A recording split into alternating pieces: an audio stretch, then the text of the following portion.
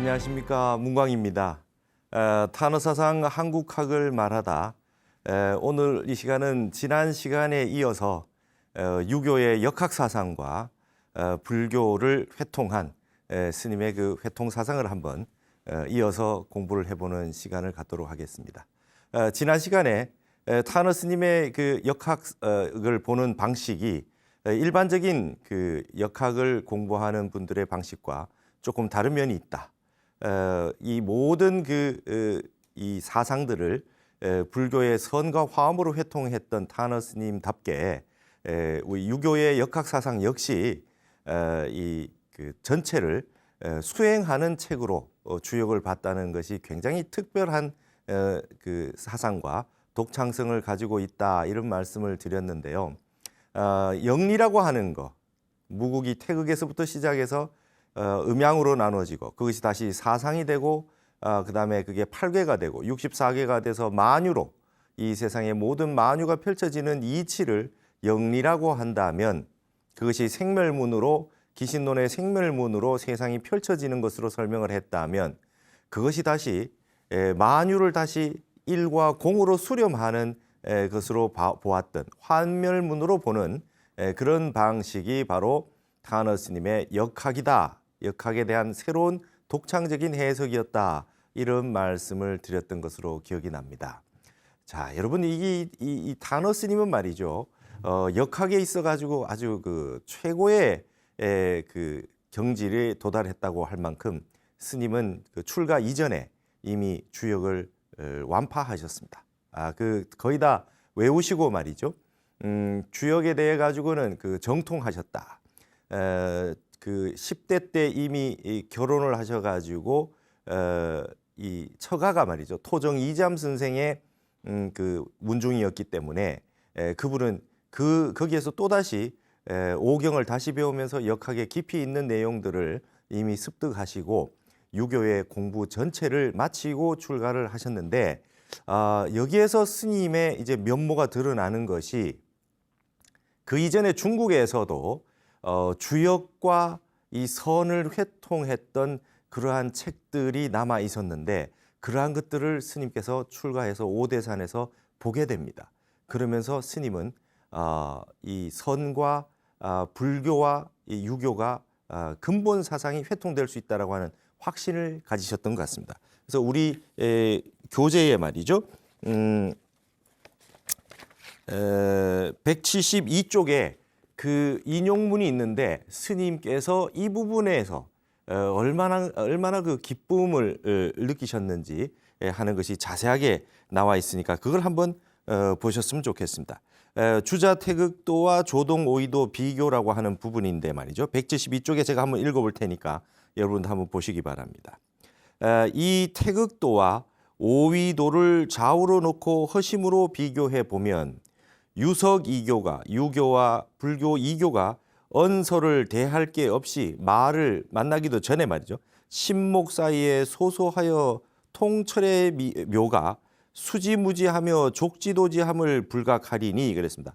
마음 눈 가운데 밝고 밝게 말이죠, 환히 사무쳐 가지고 터져서 그 유교와 불교가 서로 회통되는 그 오묘한 이치에 수지무지, 손이 춤을 덩실덩실 추고 족지도지, 발이 덩실덩실 춤을 추는 그런 상황을 불각하리니, 나도 모르게 그렇게 되리니, 이랬거든요.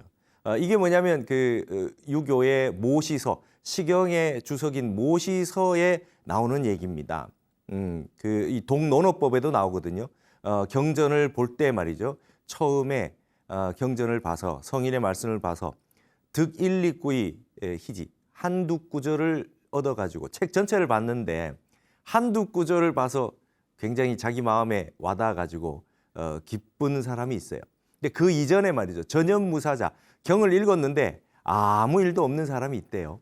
그리고 한두 구를 얻어서 기뻐하는 사람이 있고, 그 다음 단계는 이게 전체가 뭔가 하나로 꿰어져 있구나라고 하는 거를 이해하게 되는 단계가 있답니다.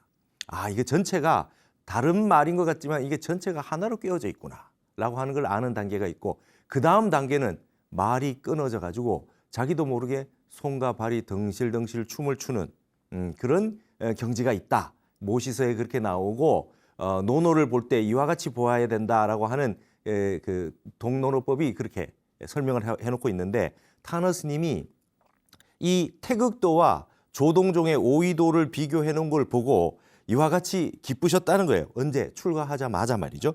그래서 13경 원경을 10백번 독파하는 것보다 사가반이 될 것이다. 유교 경전 전체를 다 보는 것보다도 이 조동 오이도하고 주렴계의 태극도설을 놓고 비교해 놓은 이 그림을 보면 이미 공부가 반은 끝난다. 이렇게 지금 얘기하고 있어요. 이것은 내가 40년 전 입산 후에 이 글을 얻어보고 감명이 깊었었던 것이 그 시기에 이제 선의 주역을 역주하여 간행하면서 부록으로 하여 동도자에게 제공하는 바이다.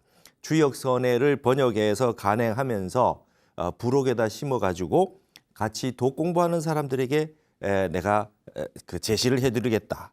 그러니까 이 책이 이제 그 주역 선해가 1982년도에 책이 나왔으니까 40여 년 전이라 그러면은 스님이 아주 출가해서 얼마 안 되셨을 때 그때에 그 이걸 보았다는 거죠. 그래서 그 조동 오이도라고 하는 것이 어떤 형태로 돼 있느냐? 이게 이제 바로 주렴계의 태극도설과 이 선의 조동종의 조동 오위를 비교해 놓은 이 그림입니다. 그러니까 스님의 그 주역 선해에 있는 그 부록에서 이거 비교해 놓은 것을 이제 그림으로 나타내면 이렇게 된 거죠. 그러니까 이게 지금 여러분 유교라는 거는 말이죠. 이퇴계 선생의 성악 10도 유교 전체의 내용을 그림 10장으로 딱 요약해 가지고 딱 정리해 놓은 성악 10도의 맨 첫 번째 그림이 주렴계의 태극도설입니다. 그러니까 유교의 전체의 시작이자 핵심 내용이 태극도설인데 주렴계라고 하는 아주 그 유교의 그 주렴계, 장횡거, 정이천, 정명도, 그다음에 주희, 그리고 그 이후에 성리학이라고 하는 것이 체계를 갖추게 되는데 성리학을 만들어주는 그 근원이 되는 역학사상을 제시해 준 분이 바로 주렴계거든요. 그분이 태극도설이라고 하는 태극도라고 하는 이 그림을 가지고 이 글을 써놓은 태극도설이 있는데 이것이 아주 획기적인 그런 내용이거든요. 그 그림이 바로 이렇습니다. 처음에 태극이고 그다음에 이것이 음양으로 나눠졌다가 오행이 되고 그것이 남녀로 돼서 만물이 되어가는 과정을 이와 같이 이렇게 그려놓습니다. 그래서 이제 여기는 이제 무국이 태극이고 그다음에 음양으로 나눠져서 양이 동하고 음이 고요하지 않습니까? 이것이 서로 이렇게 그림이 보이듯이 서로 이렇게 확충합니다. 그리고 서로 음양이 말이죠. 갈마 돌아가지고 태극의 모양을 만들면서 여기에서 이제 오행이 서로 나타나서 이제 만물이 형성된다라고 하는 부분이 이렇게 되어 있는데 이 부분을 조동오위라고 하는 조동종의 오위도를 가지고 자세하게 이렇게 분석을 해놓은 거죠. 그래서 이 내용들을 가지고 비교를 해놓은 것이 조동오위 요해라고 하는 그런 내용이 있는 겁니다. 그것이 누가 주석을 했느냐? 조선조의 우리 매월당 김시습으로 알고 있는 우리 설잠 스님께서 이걸 다 주석을 해놓으신 거죠. 이거를 출가하셔가지고 타너 스님이 이것을 보고 나서 역학에 대해서 환하게 알고 계시니까 이걸 가지고 다시 조동 오위와 비교해 놓은 것을 보고 우리의 불교와 유교가 근본 사상이 맞아 돌아가는구나라고 하는 것을 확실하게 아시게 됐다는 거예요. 그래서 이게 사실 굉장히 어렵습니다. 유교의 핵심이 태극도설이고 조동종은 말이죠. 우리 선종의 오가 임재종, 위양종, 그다음에 조동종, 그다음에 벽안종, 운문종 이렇게 있잖아요. 근데 그 가운데서도 조동종이 가장 섬세하고 학술적이에요. 그리고 임재종 같은 경우는 할을 하고 말이죠. 이렇게 아주 그 남성적이고 문무로 보면 무인 같은 느낌이 좀 있다고 한다면 이 조동종은 굉장히 선비답고 아주 섬세하게 불교의 교리를 설명합니다. 그 조동 오위 5가지 단계가 있는 오위를 이 태극도설에 있는 그림 5개와 비교를 해서 정확하게 설명을 하고 있다. 이런 부분들이 이게 이제 굉장히 우리에게는 말이죠. 시사해 주는 바가 많습니다. 이걸 처음 보시는 분이 굉장히 많을 겁니다. 세상에 잘 알려져 있지 않다. 그래서 타너 스님이 이와 같은 내용을 또다시 벌써 40여 년 전에 이미 이렇게 책을 쓰시고 이 현토 역해를 하시고 설명을 하시고 강의를 하시고 다 해놨는데도 불구하고 사람들이 보고 있지 않다 이거죠. 그래서 유교와 불교의 근본이 결국 하나의 이치에서 만나고 있다라고 하는 것을 이와 같이 아주 어려운 내용이지만 설명을 다 해놓으셨다. 그래서 제가 이 부분이 타너 스님의 유교와 불교를 회통하는 데 아주 핵심 내용 중에 하나다 해서 제가 책을 쓰고 논문에서 밝히고 이렇게 했던 것입니다. 그 내용을 잠깐 설명을 조금 한번 보시면 이렇게 됩니다.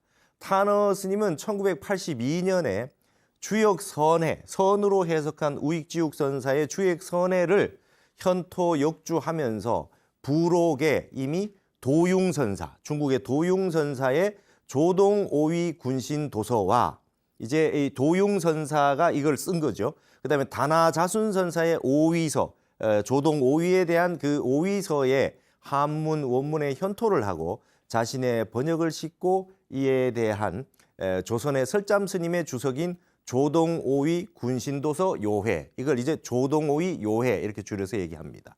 여기에 대해서 이제 우리 설잠스님이 주석을 달아놓은 거죠. 그것과 다나자순선사 오위서를 직역으로 번역하여 주석으로 함께 수록하여 출판함으로써 이미 설잠의 조동오위 요회의 전모를 세상에 최초로 드러내었다. 이렇게 이제 설명이 되는 것입니다. 예, 우리 이 조선시대의 이 설잠스님은 말이죠. 화엄경의 의상조사의 법성계에 대한 주석도 아주 정밀하게 해두었듯이 여기에 조동오위도에 관한 이 요해도 주석도 아주 멋지게 달아놓으셨어요. 그래서 타너 스님이 주역선의 맨 뒤에 이 조동오위 요해라고 하는 그 도용선사와 다나자순선사의 글이 두 가지가 있는데 거기에 대해서 설잠 스님이 주석을 달아놨거든요. 이 모든 내용을 전부 한문에 현토를 하고 번역을 하고 거기에 대해서 강의를 붙여 놓았던 겁니다. 그래서 여기에 대해서 조금 더 자세하게 책을 가지고 한번 보도록 하겠습니다. 우리 책에 나온 내용으로는 말이죠. 이게 그 173쪽의 내용입니다. 그래서 여러분 173쪽에 이렇게 보시면 설잠 스님이 어떻게 이렇게 그 요해를 하게 됐느냐. 원래는 처음에 유교의 그 유교의 태극도라고 하는 태극에 관련된 그림들은 일반적으로 황제들이 잘 알고 있었거든요. 그래서 당나라의 인종 황제가 조동종 계통의 그 도융선사에게 이 조동오위에 대해서 설명을 해달라고 하니까 이 도융선사가 조동오위도와 이 유교의 태극도를 같이 비교해가지고 설명을 해드린 겁니다. 황제에게. 그 내용을 이제 요해로 붙여가지고 설명을 한 게 우리나라 조선시대의 그 설잠 스님의 조동오위 군신도서 요해입니다. 그리고 다나자순선사라고 하는 분이 이제 오위서에 아주 멋진 그 또 주석을 남겼는데 그것 역시 설잠 스님이 요해를 붙였던 거죠. 근데 이 제가 최초로 그 설잠 스님의 조동오위 요해를 세상에 드러냈다라고 하는 얘기는 왜 그러냐 하면 연세대학교의 민영규 선생이라고 계세요. 아주 그 멋진 그 학문을 펼치셨던 아주 훌륭한 대학자가 계셨습니다. 위당 정인보 선생의 제자였었는데요. 이분께서 이제 이 1979년에 조동오위 요해라고 하는 책을 발굴해서 학계에 이런 것이 있다라고 해서 제시를 해주셨던 일이 있어요.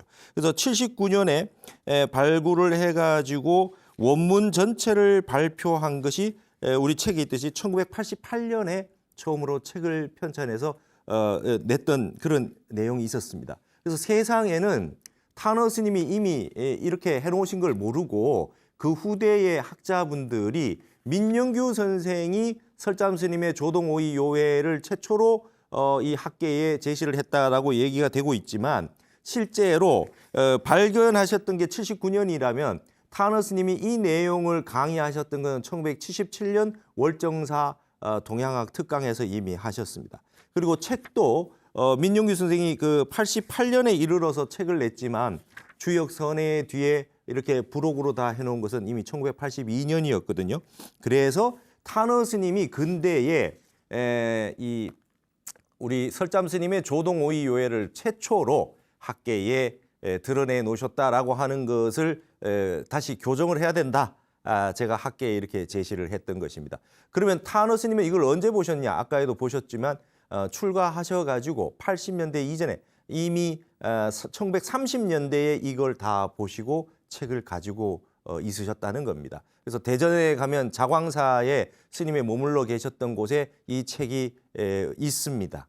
그래서 이러한 내용들이 굉장히 어마어마한 내용들이 이제 담겨져 있다는 것이죠. 그래서 요 내용을 아까 그림에 관련된 내용이 굉장히 어려운데 거기에 대해서 잠깐 좀 설명을 해드릴 필요가 있겠습니다. 요 중간에서부터 보겠습니다.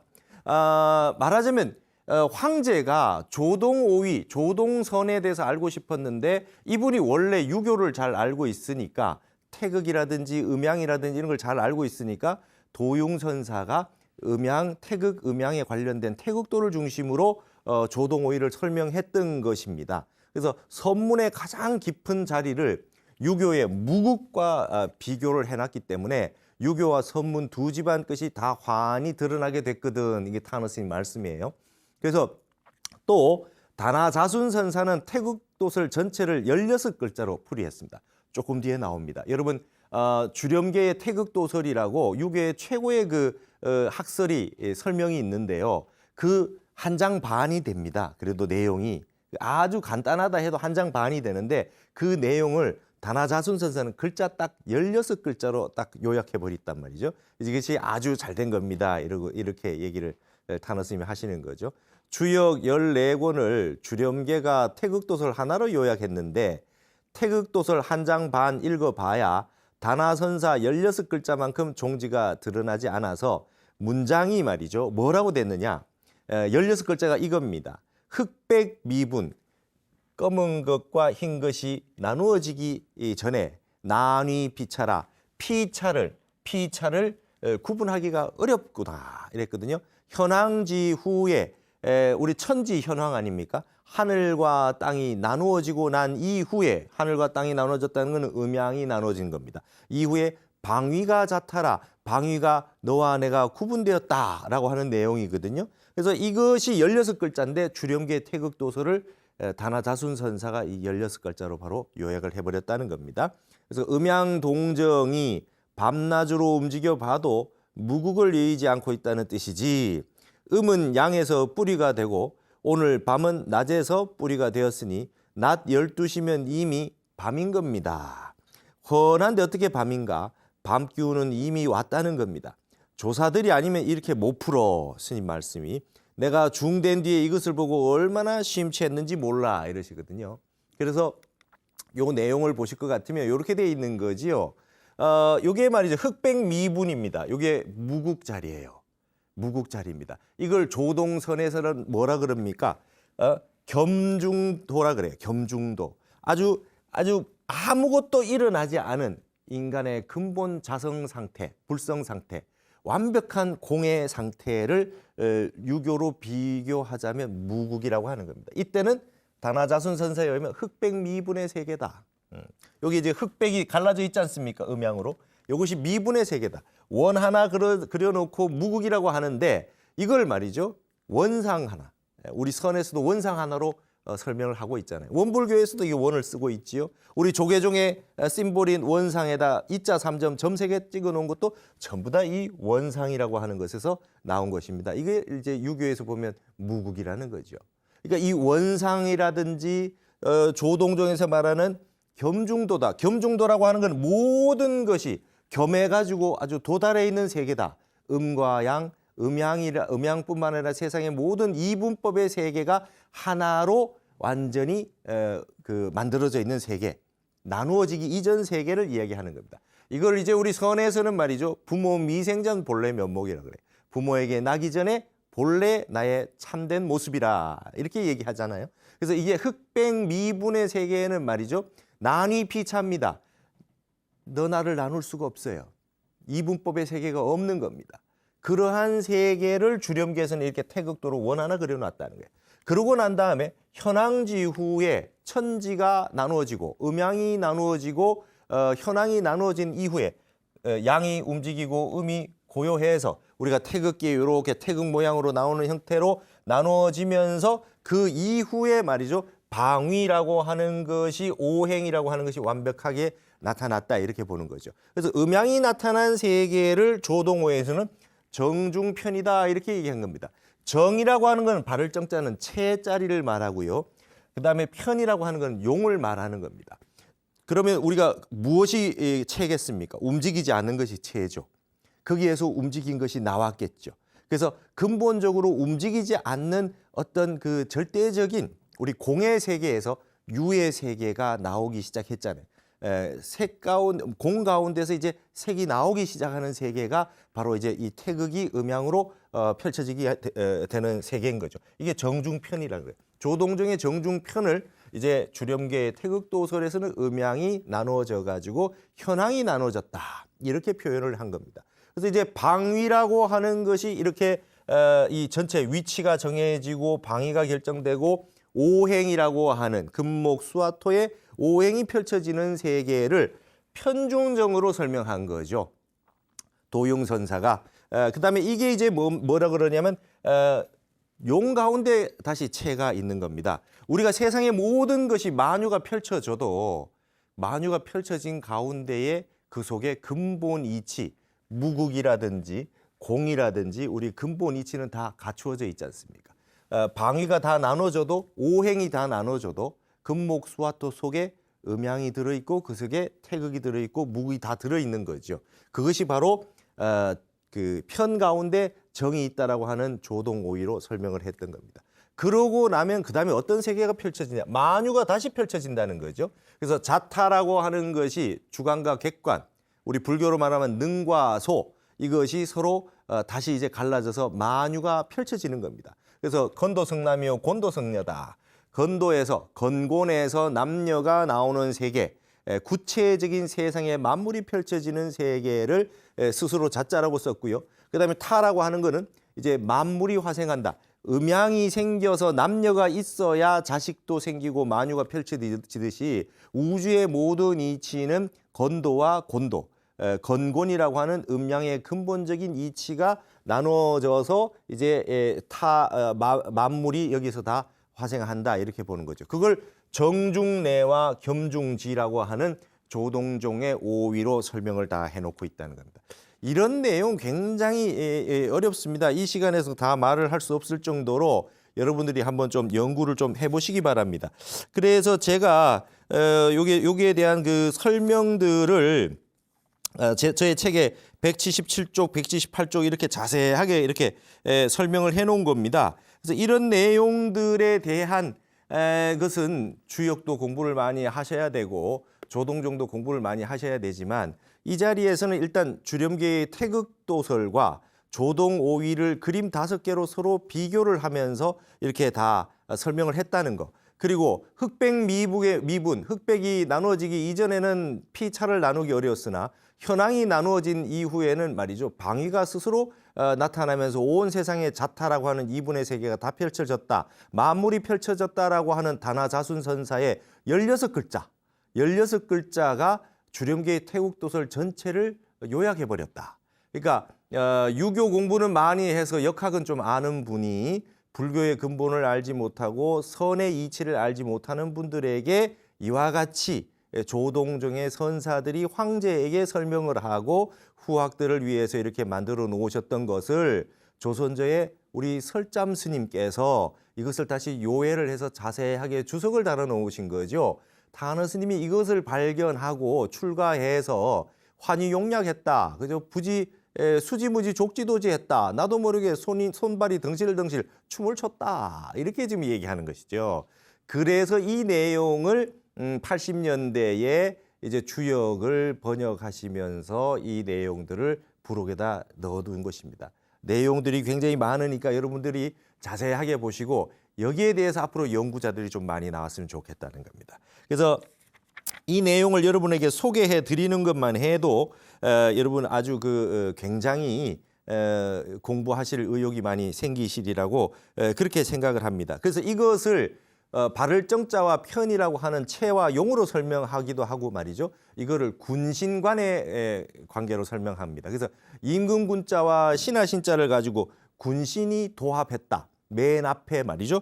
맨 앞에 채용의 오위다, 군신의 오위다 이렇게 설명을 하기도 합니다. 그래서 그 자세한 내용들을 쭉 보시란 말이죠. 그래서 채라고 하는 거는 지난번에 설명했던 통채일태극의 세계입니다. 이 세상의 모든 세계는 법신부를 가지고 있듯이 이 세상의 모든 것은 근본 자리를 가지고 있다. 그러나 용이라고 하는 편이라고 하는 것은 말이죠.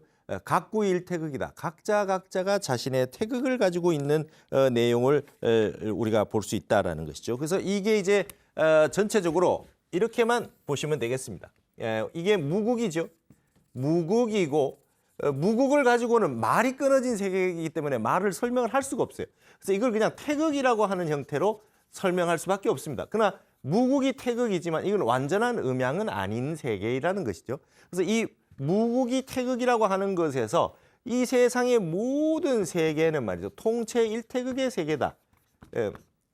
통채일태극. 세상의 모든 것은 이렇게 하나의 태극을 갖추고 있다. 이것이 바로 우리가 말하는 채라고 하는 것이고 조동종에서 말하는 이 발을 정자로 이렇게 쓴다는 얘기가 되겠습니다. 근데 여기에서 이게 한 가지 나오는 것이 말이죠. 이제 음양이 나오기 시작하는 거죠.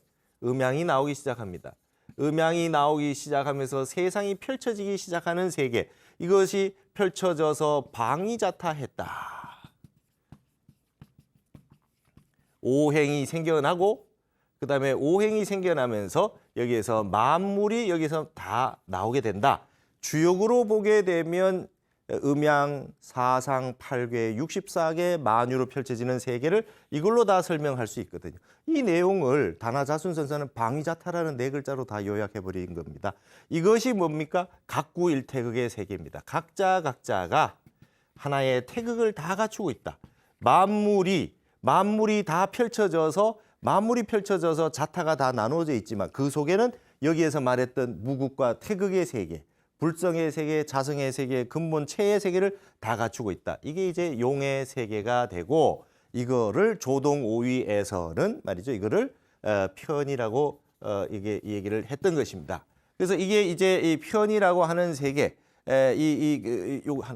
없습니다. 편이라고 하는 세계, 이게 정이라는 세계와 이 편이라고 하는 세계를 여기는 임금 군자를 쓰고 말이죠. 여기는 신하 신자를 쓴다. 이렇게 돼서 주렴계의 태극도설과 조동오위를 같이 설명을 하는 겁니다. 그래서 이 나중에 결국엔 이 세계는 말이죠. 채와 용이 말이죠. 한 덩어리가 되는 세계. 채용이 하나가 되는 세계를 설명을 하고 있다. 이런 부분들이 굉장히 우리에게는 시사하는 바가 크다는 겁니다. 그래서 이 전용즉진이다. 전체즉욕이다.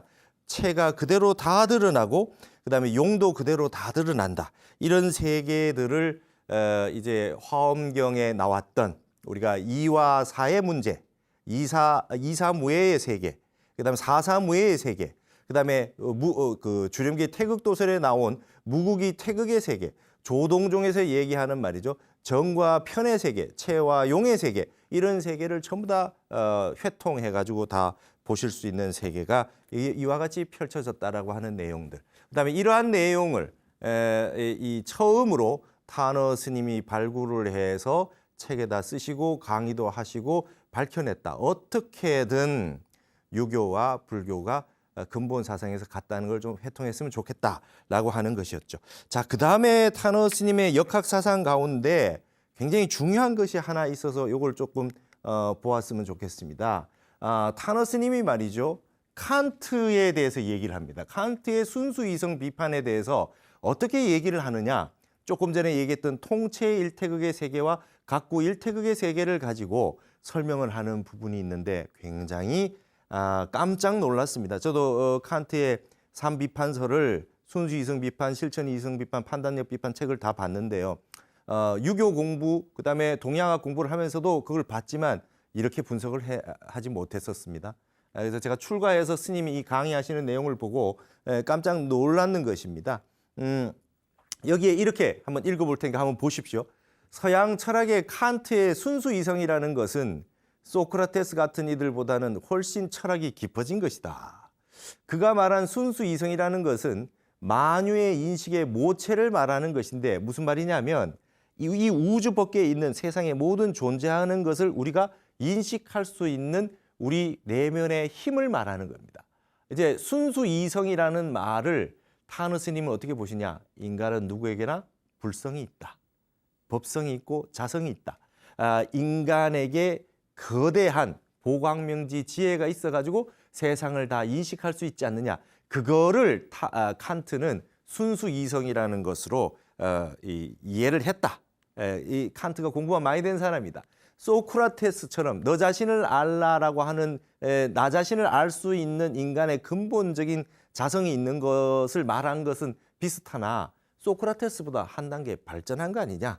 서구 이성 철학이라고 하는 건 데카르트 이후로 고기토 에르고즘이라고 그러잖아요. 나는 생각한다, 고로 존재한다. 근데 그 생각이라고 하는 것의 깊이에 있어서 순수 이성이라고 하는 걸 끄집어낸 거는 타너가 굉장히 칸트가 굉장히 대단한 거다. 이렇게 말씀하신 거죠.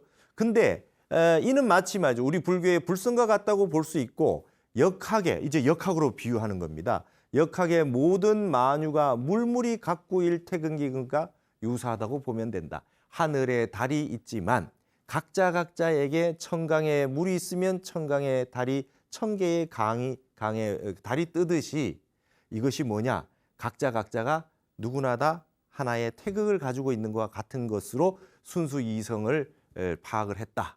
이렇게 보는 것이죠. 그래서 굉장히 칸트 철학이 대단하다는 겁니다. 근데 여기서 칸트에게는 그 순수 이성을 다시 근본으로 환원할 수 있는 것이 있어야 하는데 그것에 대한 아무런 정답을 제시하지 못하고 있다. 무슨 말씀이냐? 각자가 태극을 다 갖추고 있는데 이것이 전체적으로 하나의 통체 일태극, 전체가 하나의 진리의 세계다라고 하는 것을 칸트는 얘기하지 못했다는 겁니다. 무슨 말이냐? 즉 전체 우주 만유가 각각의 한 태극을 가지고 세계에 벌어졌지만 전체가 다시 통체 일태극과 같이 환원되는 것이 없다는 것이다. 화엄의 사사무의 법계 도리처럼 전체가 순수 이성화하여 일진법계가 되는 하나의 진리의 세계로 환원되는 것이 없기 때문에 타너 스님은 내가 칸트는 죽었다라고 하는 것이다 이렇게 얘기합니다. 칸트 철학이 마무리에 가서는 미진하다는 거예요. 전체가 하나의 일진법계가 되고 통체 일태극이 되는 점을 칸트 철학은 해결하지 못했다는 것이다. 이것이 바로 내가 서양 철학보다 동양 사상이 훨씬 깊고도 근본 진리를 잘 설하고 있다고 하는 이유이다. 이렇게 타너 스님이 얘기했어요. 칸트 철학 전공자들은 여기에 대해서 말이죠. 이의를 제기할 수도 있습니다. 그러나 이건 한번 논쟁을 벌여보고 공부를 같이 한번 해보도록 합시다. 칸트가 말이죠. 안티놈이라고 하는 얘기를 해요. 이율배반이다 이거죠. 인간의 순수 이성이라고 하는 것으로 모든 것을 다 파악할 수 있고 이해할 수 있어야 됩니다. 말하자면 인간은 순수 이성이 있어요. 불성과 같은 근본 지혜가 있기 때문에 모든 것을 다 알 수 있단 말이죠. 그래서 모르는 것이 없어야 돼요. 우리 불교처럼 말이죠. 부처님처럼 성불 했을 때 모든 지혜를 다 갖춰서 환하게 모르는 것이 없어져야 된단 말이죠. 그러나 칸트는 내가 모르겠다는 순수 이성으로도 알지 못하는 부분이 있다는 거예요. 그게 이율배반이라는 겁니다. 이 우주 창조주라 신에 대한 문제라든지 역사의 시작이 있는지 없는지의 문제 몇 가지 안티노미를 제시했지 않습니까? 이거는 순수 이성으로도 좀 알기 어려운 그런 난해한 부분이 있다라고 얘기했단 말이죠. 그것이 왜 그러냐면 서양 철학에서 나타나고 있는 기독교 세계관에 나타나는 신과 인간이 하나로 합치되는 인간에게 각자가 성령이라고 하는 그 각자가 다 갖추고 있지만 성부의 세계와 이것이 하나로 완벽하게 합일되지 못하는 부분이 있기 때문에 그러한 양상이 안티노미가 이율배반이 있을 수밖에 없는 거거든요. 그러니까 순수 이성이라고 하는 각자의 불성이 있다면 우리 불교에서처럼 일진법계화돼서 전체가 하나의 원상 하나로 수렴되는 말하자면 화엄의 법신, 청정법신, 비로자나불 하나로 다 수렴되는 것과 같은 일진법계화되는 순수 이성화되는 어떤 세계를 제시해 줘야 되는데 거기에 한계가 있다는 것입니다. 이것이 타너 스님이 순수 이성 비판, 칸트의 철학에 대해서 여기에 대해서 이제 문제를 삼고 있다는 것이 굉장히 시사점이 있다. 그래서 앞으로는 동서 철학에 대해서 비교를 할 때 이렇게 선과 주역을 회통한 이 사상을 가지고 서양 철학들과 다시 한번 텍스트를 놓고 공부를 하면서 연구를 하고 고찰을 해봐야 될 필요가 있다고 생각을 합니다. 타너스님은 이것 말고도 말이죠.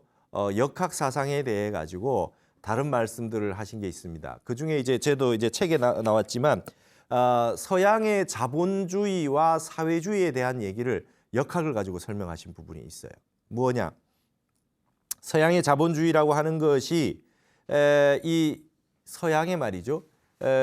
이 진화론부터 시작되는 그다음에 프로테스탄티즘에 의해서 시작되는 이 자본주의라고 하는 것이 굉장히 발달돼 있다. 그리고 그것이 가지고 있는 모순이 있다. 그것이 이제 빈부격차라는 거죠. 빈부격차를 막을 길이 없다는 겁니다. 인간의 욕망은 엄청난데 그것을 다 해결해 줄 재화가 부족하기 때문에 이 생산과 생산력의 관계가 아무리 발전해서 산업혁명이 일어났다 하더라도 인간의 욕망을 다 채워줄 수가 없기 때문에 이 자본주의라고 하는 서구에서 나타난 이 사상이 이 지구를 굉장히 발전시켰지만 한계를 가지고 있다. 거기에 대한 반대급부로 사회주의, 마르크스의 사회주의 이론이 나오기 시작했다. 이 불평등을 어떻게 해소할 것이며 이것을 어떻게 불균형의 모순을 이렇게 바로잡을 수 있을 거냐. 이런 부분에서 서양에서 한번 크게 이 반이성 철학이라고 하는 이 사회주의 이론이 굉장히 대두되면서 이것이 역시 하나의 휴머니즘이다. 이런 식으로 대두가 됐었다. 그다음에 타너스님 강의하실 때 이런 얘기합니다. 지금 가장 똑똑한 친구들이 우리나라의 아주 유수의 대학생들이 이 사회주의 이론을 많이 보고 있다. 일리가 있기 때문에 그러한 것이다. 그런데 모르는 것이 있다 이겁니다. 사회주의 이론 역시 말이죠. 모순이 있다는 겁니다. 인간의 자유를 인간의 자기 그 원력이나 욕망이나 이런 자유를 박탈하는 그런 단점을 가지고 있다. 그다음에 중요한 것은 인간이 물질로만 살지 않는다는 겁니다. 사회주의나 자본주의나 이론 전체가 경제 문제, 물질의 문제와 직결돼 있고 정신에 빠져 있다는 것이죠. 이것이 결국은 크나큰 문제를 가져오게 된다. 좌파 이론과 우파 이론, 자본주의와 사회주의라고 하는 것이 결국은 물질의 문제를 놓고 펼쳐지는 철학과 사상이기 때문에 이것이 해결된다 손치더라도 결국은 근본에 가서는 문제에 부딪히게 된다. 그래서 이런 부분을 말이죠. 여러분들 에릭 프롬 같은 경우에 소유냐 존재냐 이런 얘기를 하지 않습니까? 소유냐 존재냐. 소유의 철학과 존재의 철학으로 이 세상의 철학은 다 나누어 볼 수 있다고 하겠습니다. 하이데가도 이런 얘기하죠. 우리는 지금까지 존재 철학을 해오지 않았다. 자인이라고 하는 이 존재 철학을 해오지 않았다. 존재자에 대한 철학만 해왔다. 이게 이제 하이데거로 말하자면 존재라고 하는 게 불교의 진여 같은 겁니다. 그다음에 우리가 불교에서 말하는 이 진리 같은 겁니다. 우리 이 역학이나 선이나 이런 세계를 보면 무기 태극의 세계 같은 거, 생각이 끊어진 세계, 흑백이 미분된 세계, 근본의 세계, 도의 세계 이런 세계거든요. 근데 사회주의나 자본주의라고 하는 모든 현대의 문제가 되는 좌우의 모든 사상도 말이죠. 결국은 자본주의와 사회주의라고 하는 것도 결국은 소유의 철학에서 벗어나지 못한다. 인간의 존재의 문제의 근본의 문제를 해결하지 못한다. 이 문제가 다 해결된들 사람의 죽음의 문제가 해결이 되느냐? 생사해탈의 문제가 해결이 되느냐? 윤회를 끊는 문제가 해결이 되느냐? 나고 죽는 문제, 어디서 와서 어디로 가는지 알지 못하고 이 생을 사는데 물질 문명의 문제만 가지고 어떻게 인간의 모든 문제를 해결할 수 있겠느냐? 그래서 서양에서 나온 모든 이 사상들의 현대에 이르기까지 사상을 여기로 다시 되돌이킬 수 있는 존재의 문제로 되돌이킬 수 있는 것은 바로 동양의 역학사상과 불교의 선과 화엄 사상이다. 이렇게 얘기를 하면서 서양 이성 철학의 아주 상징이라고 하는 칸트 철학의 문제점을 제시하고 자본주의와 사회주의의 문제에 대해서 현대 철학도 비판을 하시면서 앞으로 다시 동양의 정신 문명의 사유와 철학 사상으로 우리의 종교로 다시 한번 깊이 반본해서 우리가 다시 공부를 좀 해야 되지 않겠냐. 이제는 물질 문명의 시대가 지나가고 정신의 시대가 다시 오고 있다라고 하는 말씀을 역학사상과 선의 회통을 통해서 타너 스님은 제시해 주고 있었습니다. 이 문제는 굉장히 넓고 보편적이고 큰 문제인데 이 1시간 만에 다 다룰 수는 없는 문제인데 여러분들이 타너 스님이 이와 같은 방대한 문제를 이 세계에 제시해 주셨다는 내용을 잘 아시고 앞으로 열심히 이 타너 스님의 그 공부를 더 깊이 개인적으로 다 해 보셨으면 좋겠습니다. 오늘로서 이제 이 역학사상의 그 내용은 이걸로 마치고 다음 시간에는 유교의 그 공자와 맹자의 사상들, 그다음에 그 사서와 삼경의 세계로 다시 한번 또 공부하는 시간을 가지도록 하겠습니다. 감사합니다. 오늘 이것으로 마치겠습니다.